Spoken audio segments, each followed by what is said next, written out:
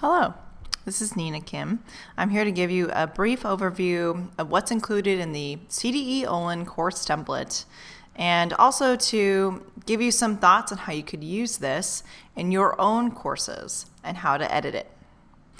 So here I'm on the homepage template of the course, and I'm going to use this as an example to show you how easy it is to go in and edit this content to fit your needs. And so this is assuming that you've gone in and again you've imported this content from Commons. There's another video just down below that shows you how to do that. Once you have this content in your course, for example this page here that is our homepage template, you're going to go up to the edit button here at the top to change the content. So I'm going to click on that, and this is going to open up the editor. So I'm going to expand this here to make it easier for myself. Now I've tried to help you out here by pointing out with this highlighted yellow text where you need to replace content. And I've also provided in a sample for you as well, so you can kind of get an idea of what might go here. And so to simply change things, you're just going to go in, you're going to highlight what you want to change, delete what's there, and then type in your own information. Again, a key to using this template is going to be making sure that you've deleted things that I put in as a sample or as directions, because we don't want students to see those.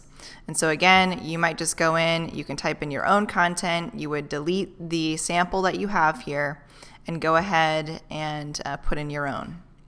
In this specific homepage template, we have a place for a welcome message, an area where you can upload a video to introduce your class, and then we have an area where you can put some course learning goals. These should be your course objectives.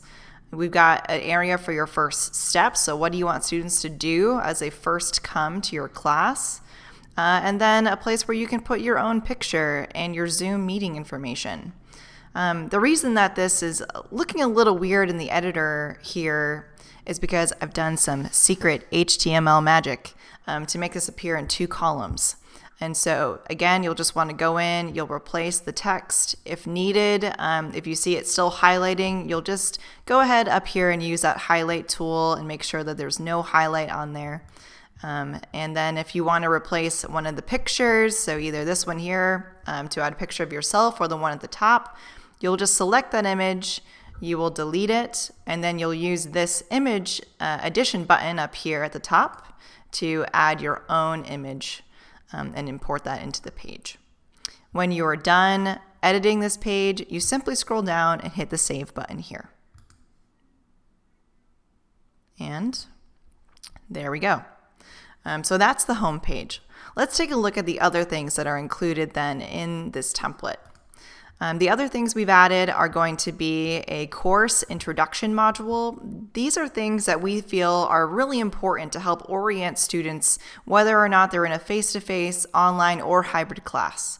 The place for your syllabus, a place to learn about you as the instructor, and maybe if you have some TAs, expectations for how students can successfully complete this course, an area for technical requirements and where they can get tech help, a FAQ forum, that's a place for students to also ask questions, and then a place for them to introduce themselves.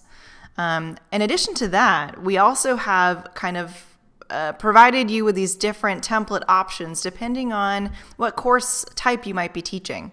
So if you've selected a HyFlex course as an example, we have a sample page of a module introduction here that you can take a look at and see how you might think about organizing content for students.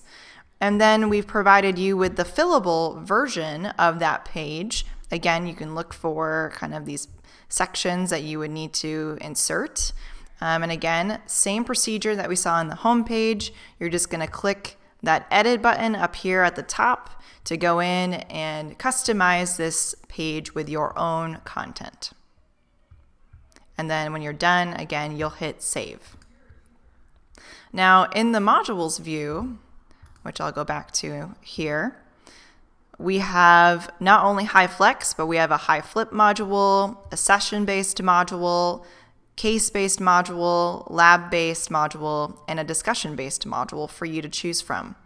And again, think about this as Legos. Maybe you have a session-based course, and so mostly you'll want those types of modules for that represent your content, but maybe every once in a while you also have a case-based module. And so think about this as sort of a mix and match, and you can use any of these things to kind of build your course out in Canvas.